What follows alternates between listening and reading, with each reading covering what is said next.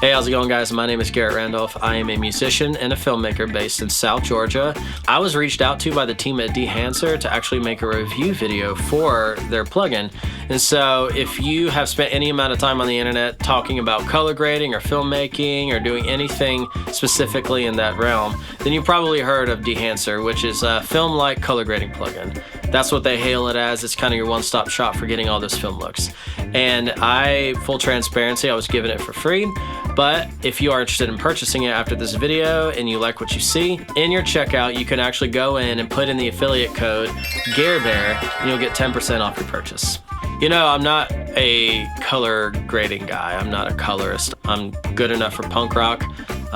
Everything I've learned has been straight off YouTube, which is probably, you know, most people are learning stuff off YouTube. You know, it's the modern era. What are we gonna do with technology? Not use it? I don't really know what film really is. I will say, like, I know it's a chemical process. I know it's a physical medium that's been used for years and years and years before digital, but I've not really experienced actually shooting on film. I've done some still photography using film once in a blue moon, once in a blood moon, really.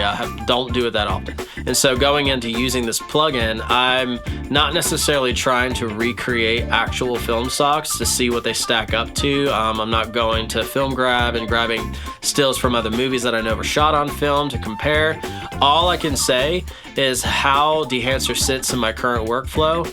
How can Dehancer replace some of these things that I've been doing on a node level, and maybe I can consolidate a lot of the tools that I already use in Resolve just into Dehancer. All right, so I have Resolve open in the color page, and I have 4 clips from different projects that I've done, all shot on the FX30 and S-Log3. To get started, I just wanted to see kind of how the Dehancer kind of fits into my already existing workflow.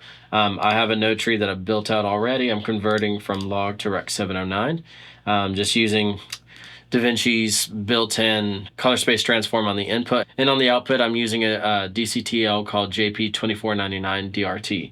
I'm just going to basically go to this node right here and just throw on Dehancer, just as, you know, I would like a LUT. And so first thing we always notice, right out the gate, it's got a really strong look. And I probably should have mentioned too that I'm using a DaVinci Wide Gamut Intermediate.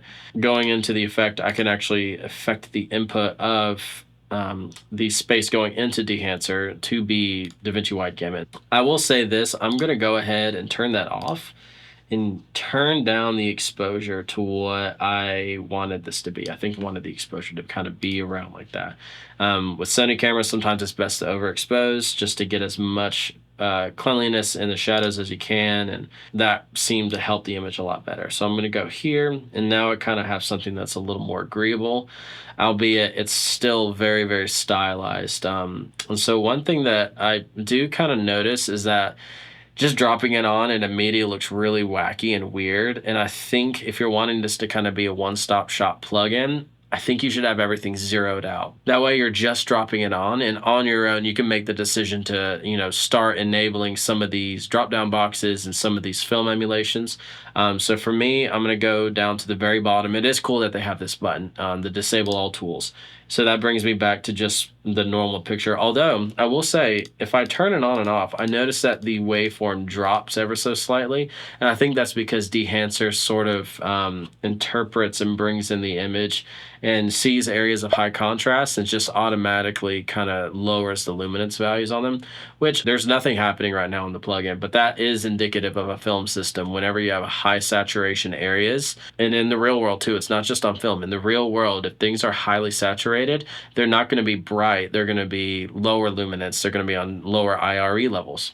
Right out the gate, this is just basically seeing a Rec 709 image and not doing anything. I'm going to go ahead into the negative, enable it. Right out the gate, it looks a little weird, and it defaults to Vision 3 250D. So I've noticed going through some of these other versions of Vision 3, the white balance seems to be a little closer, and for some reason 250D is just very cool, and I'm not really sure why. So 50D is probably the most neutral to my eyes, although maybe even 200T being an inside film stock kind of interprets certain colors a certain way. But there's so many negative film stock. You can see all of these, and I think all of these are relatively useful. Um, I don't think most of these are actually too much. And if anything, I think some of the black and white ones are really, really cool.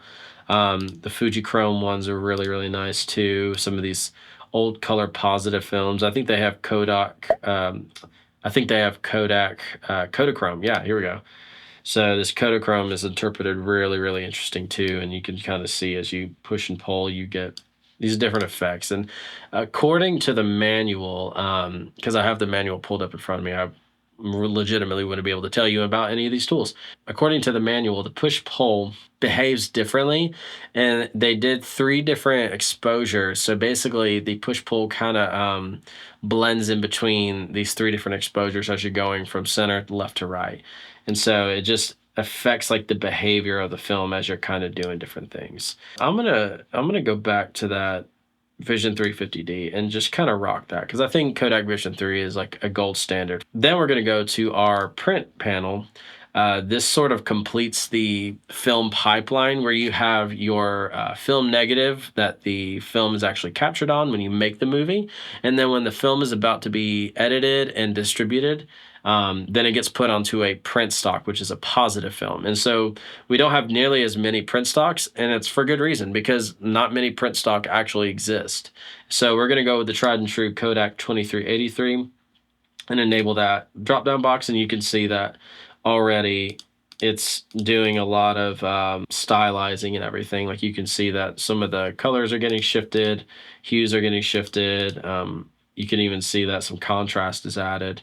So it's a pretty usable image right out the gate. I won't say that I'm a huge fan of just kind of setting it, forgetting it. I don't think Dehancer is necessarily a set it and forget it kind of plugin. You can't just drop it on like a LUT and expect it to behave the way you want it to behave with an image right out the gate. You're gonna have to manipulate it. You're gonna really have to know what some of these tools do, which they do provide a manual, which is great. I'll go through each panel just to show you what they do. Going down to the film developer panel, you can see that if you enable it, nothing happens. Contrast boost, exactly what it looks like. You crush it, you can do 100% and just kind of blow it out, but then you can also use your contrast boost and your gamma correction to really kind of tailor what you want to happen here. So I think for an indoor scene, like I might, turn it up a good bit, and then maybe just to kind of deepen the shadows a little bit, I'll drop the gamma just to drop that midpoint to where it sits, and then maybe I'll back off the contrast a little bit. Color boost is exactly what you think it is. It's basically a subtractive saturation that, even though you can get super nuclear with it, like you can get these like highlighter orange skin tones, it does behave more like film would when there's high saturation, which means that luminance is dropping. You can see in the waveform here that it's sitting a little lower. And so I think, you can bring it up to right there, maybe back it off a little bit more. So if you go to color separation, if you just crank color boost like that, you're telling it how much to not pay attention to high saturated parts of the image. You can filter out those areas of high saturation and only focus on like areas of mid to low saturation, which is really cool, because I think that's a cool way to sort of, if you're sitting at 100, that means you're effectively saturating everything evenly. And maybe you only want to kind of get those mid-tones and those low-mid areas. And so the next panel is the film compression panel, which is actually kind of going to be where you're probably going to see a lot of filmic quality start to come into play. Film compression brings down those highlights into the mid-tones. And so the impact is going to show you how much it's actually going to affect the image. With it all the way down, it doesn't do anything. And you could kind of affect the area like that. So maybe you'll affect it about that much, and you can bring that white point up to kind of add a little pop. You can see that it's spiking up just the highlights a little bit, expanding it. The tonal range, if you look at the waveform, it's changing the point to which everything is getting compressed. So the tonal range sets the point to where all the information above it in the waveform is going to get compressed down into. And so at baseline, if you lower it, it's going to raise that point. And so you can see it's raised the point to a point that it's pretty high up. I think it's sitting it's probably compressing it down to about like 640 on the waveform. And as you bring it down, you could probably see that it's compressing it as low as below 120. Color density, according to the manual, because I actually had to look this up. I had to read about this. Color density, it's kind of adding, if you want your film saturation to kind of mimic more of a positive film or a negative film or somewhere in between. I would imagine, since most film nowadays is getting captured on a negative, I would put that color density at nothing. Just to really, if you're really going to go after that true film-like look, you leave it at 0. Next is the expand panel, and the expand panel is actually very intuitive.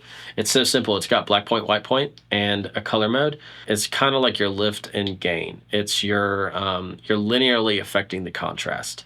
And if you lower the white point like this, you're actually going to raise the entire image up. You're kind of dragging it up from the brightest area. That's kind of what I like to think of it as. And so, and then from the black point, it's pulling it down from the darkest area.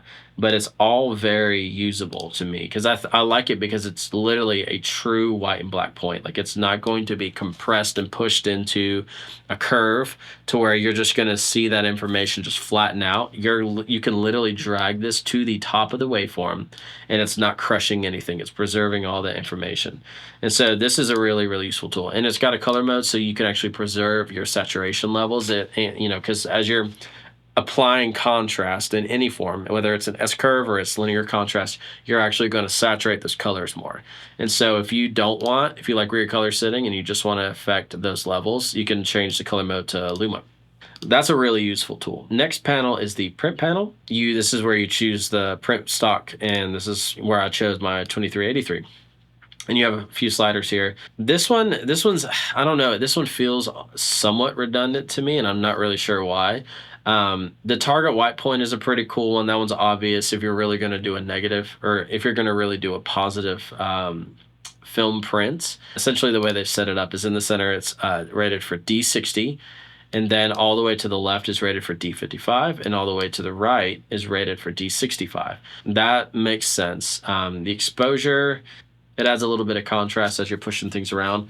Then you have your tonal contrast, which, like I said, having all these controls seems a little redundant because of the controls in the panels prior.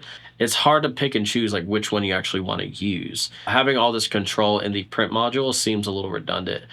I think the one that makes sense is kind of having like the color density, where you can actually start to add a little more density to it. And as you're adding density, you're saturating it. So maybe you take away a little saturation from this. And so to me, this is a net positive influence on the image. It's adding some cool character. It's shifting hues around. It's got pop to it. I really, really like it.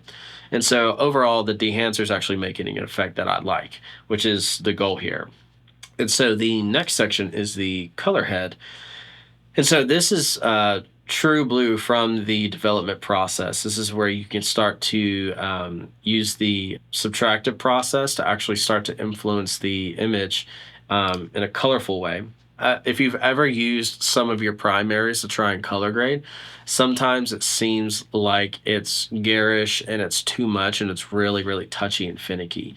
But I will say my experience with the color head is if you ever want to go for like a cast, just like an overall general cast of color, the color head is a great way to do that. Like, you can come in here, you can take away your magenta and add a little bit of green, get your David Fincher on. Maybe you want to do like a kind of a yellowy orange cast to the whole image like that. Add a little bit of red in there too. Something like that. It's a really cool way to do that. Like, I noticed that if you want to do that with the primary wheels, it doesn't look as clean, and the implementation in Dehancer of this color head panel is a lot more usable to me. And the other thing you can do is you can actually do your toning here. You can go to your shadows and you can start to add in some of the cools back into the shadows. If you notice that cast is ruining your darks, you can go here. If your midtones, pop a little bit, you can kind of start to warm those or cool those back off again. Same with the highlight. This is where color grading comes in. This is where creating the look with using your colors and creating color separation kind of comes into play. Prior, you're sort of adopting a film stock in its print for all its positives and its negatives. And here you can start to actually go into the development process. And I really, really like this implementation. The color head's great. And so I'm actually going to uncheck that. And then we're going to get into my favorite section of Dehancer. Because to be quite frank, I think I would use the negative stocks and I would use the print stocks, but I don't think I would want to use a lot of the tools in between to do a lot of my heavy lifting. I don't think there's a lot of control over the exposure of the image as much as I'd like. I don't think you can do as much in these as you can in a curve or with your primary wheels.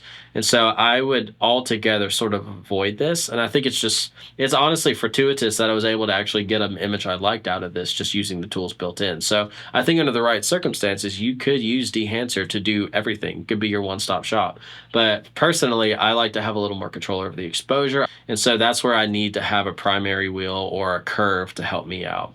But going into the next portion of the plugin is the effects, and I love the effects. I think these effects have replaced every single node that I've put an effect on.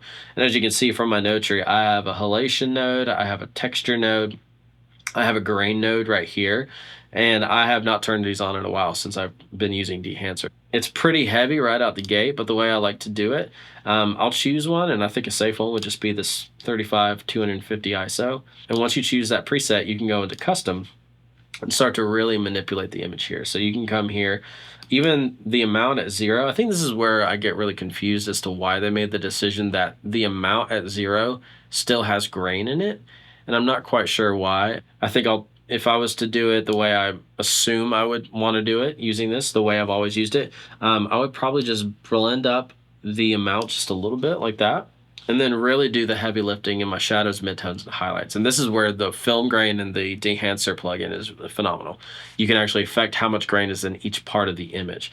And so naturally, grain sits a little more in the brighter parts of the image. And so it makes sense why out of default, you have these sliders a little higher and the shadows a little lower. So, I would probably go even lower on the shadows just to clean that up. Maybe go even a little bit lower on the midtones, and then bring down those highlights a little bit. And you can actually see there's a lot of information getting added to the waveform just from the grain. And what's even cooler is that as you kind of add more grain, you can actually see some of the highlight roll off getting implemented into the image, which I think grain is another part of adding a little bit of posterization to the transitional areas of an image. Like grain in film helps create a smoother transition between those tones. I think that's why film kind of ends up being a little bit more pleasing to the eye too. And so why a lot of films aren't just trying to add grain to fake it. They add grain because it's actually a stylistic choice to add character to the image. So the next panel is halation, and I love this halation. I much prefer this halation over the stock resolve.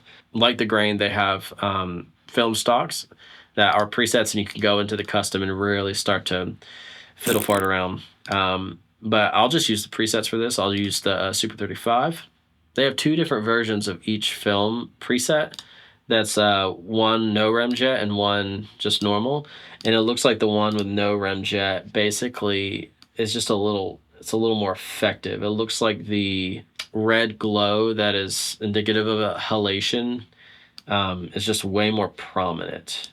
And so you can really start to see, if I zoom in on the eye, you can start to see that really start to just get absolutely blistered. This man looks not super healthy. But if you go back to just a normal, you can see it's a lot less sensitive, and it has a lot more usable range. And so I like the halation in this. I think it's a way cleaner implementation than the stock resolve one. Bloom does exactly what you think it is. It's kind of like a Promise filter that you just sort of add, and it blooms out light around bright areas. And so if you sit up to a certain luminance point, you could see the information just start to get washed out in those dark areas. It sort of lifts up like a Promise filter does. I'm not a huge fan of doing those effects, so I usually leave that off. Film damage is exactly what you think it is. I don't think I would ever use film damage unless I was doing like something super stylized, like a flashback, or something that was supposed to be like old-timey, Buster Keaton type of film. And what's cool about it, I mean, it's every bit of what you think it is. It's got the hairs, it's got the scratches, the dust. It's probably got the rat poop from being stored in grandpa's basement for too long. Like, it's got all of that in there. And you can adjust the preset. Once again, all of this is customizable, and that's a really great use of it. Film breath. So I also had to Google what film breath is. Film breath is the variance between frames. So if you've ever watched like an old movie and you see like one frame maybe just all of a sudden changes exposure, it changes color, that's film breath. It creates that subtle variance. And I honestly, I haven't really messed a whole lot with it. You can see like as I'm kind of sliding through it, it's drastically changing. Well, maybe not drastically, but it's changing. It's a really cool effect. I've never even knew that existed. And honestly, I might mess around with that more. Gate weave is as film's getting fed through, it's not perfectly lined up. And so it creates jitters in the playback of the film as the frames are moving through. Maybe one frame is just jostled a little bit. And so if you've ever seen like a lockdown shot or what's supposed to be a lockdown shot, but the frame's just kind of like jittering like that, it's problems with the gate weave. Probably not a problem nowadays. I don't think you're going to see a Christopher Nolan film with gate weave issues. Overscan, you can basically kind of act like you're looking at it through a film scan like this. And it's really cool because you can choose your styles. You can choose how the frame actually is shaped. You can add the perforations in there, the orientation, horizontal or vertical. Although I literally was just in Ultra Panavision and tried to do vertical. It looked terrible. I don't know why I would ever do that. I act like I know what this is doing. I don't think I'd ever use this. I think this is a cool stylistic thing, but as far as like being a color grading tool, I would never use it. All right, and last effect is vignette, and it's a good vignette. It's simple, you know. I like that you can actually drag around the vignette bubble. You don't have to enter your latitude and longitude to be able to get an exact position. And I like that it has a mask mode. It's a good vignette. I like it. All right, and now that we're out of the effects, we have these monitoring tools. False colors, that's a really cool one. The other one is clipping information. I think this one's a little more usable, mainly because it's telling you if anything's crushed or if anything's absolutely just blown out. It's going to let you know. The output, which is the global blend, so you can actually adjust the effect. Like if you notice that Dehancer's doing too much to the image, you can actually just back it off from there and just kind of blend it out. LUT generator, you can generate a LUT. It's really awesome, and you can do 17 or 33 cube LUTs. I don't know what the decision to not include 65 cube LUTs is. I know 65 cube LUTs are just a far cry into the future and to be actually being usable. 33 is plenty. But yeah, it's still something that I'm wondering why they didn't do that. And so the last tab is the options tab, and this is where you can change your quality from your normal quality to your high quality. And according to the manual, it's marginally better, and it's probably better to just keep it in normal versus the high quality one, just because you're probably not going to perceive the actual difference unless you're doing like VFX stuff. All right, so what I want to do now is I just want to grab a still of this, and I have another shot from this same scene, and just to see how it translates over. All right, looks great. It looks a little warm. I'm gonna actually go into the white balance and just kind of cool it off a little bit, kind of start to take out some of those yellows.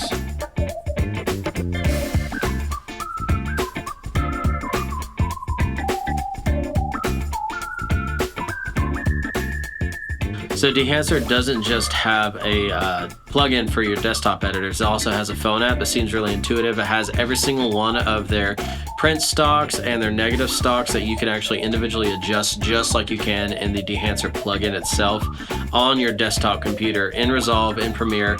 All of that's available on your phone. So it's a really cool way to just quickly edit photos, give it a look, give it a vibe, post it on the Instagram. They also have a service called Dehancer Online where you can just basically upload photos into the browser and edit it all right there using every single tool that you've just seen, and without having to download any sort of software or anything. All of it's available right there on the website.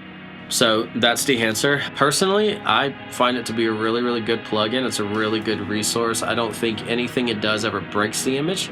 I think you can super stylize and customize the image how you want it to be. But I do want to make mention of something that I don't feel like gets talked about enough. I remember watching an interview with Phineas, who is Billie Eilish's brother. And he was saying when he was starting out, he got the advice of a producer, and the producer said, your taste is everything. And I'm telling that to you now, your taste is everything. If you're using something and it's getting you the result you like, and you like the way it looks or you like the way it sounds, it's good. Use it. Don't be afraid. And if something that someone else uses is great for them and it doesn't work for you, don't be afraid to turn it down. Don't be afraid to not use it. And vice versa. If you're using the built-in stock effects and there's everyone on the internet telling you not to use them, they're awful. If you get the result you like, it's good. So always let your taste dictate everything, because that's how you're going to be able to find your unique voice and actually be fully creative and have full control over everything you do. So this brings me to the final question. Is Dehancer worth the money? And I'm here to say it's up to you. Right now we have film emulation plugins out the wazoo. The wazoo bank is bursting at the seams. It's overflowing. And you have some really good competitors right now. You have one called Filmbox, I believe. The built-in Resolve Film Look Creator is really, really good. And you have Colin Kelly with his Genesis plugin that just came out. And it's up to you to know on your journey, doing this thing, making videos, color grading them on your own, whether buying something like this is worth it. But if you liked what you saw and you've done your research and you've watched other videos on it and you're ready to pull the trigger on Dehancer, if you use the affiliate code GearBear at checkout, you'll get 10% off your purchase. So yeah, that's all I've got today. Hope you all have a good day.